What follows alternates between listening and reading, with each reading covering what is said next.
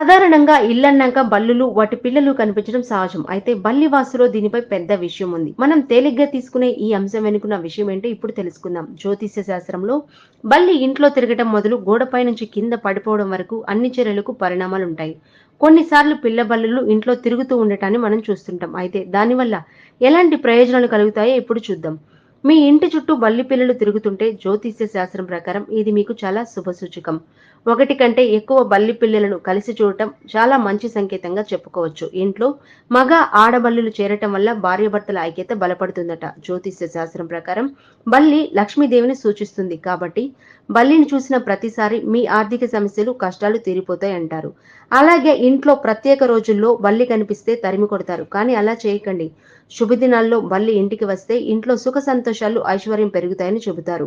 అయితే ఇంట్లో బల్లి ప్రమాదవశాత్తు చనిపోయి ఉంటే దానిని భూమిలో పాతిపెడితే సరిపోతుందట.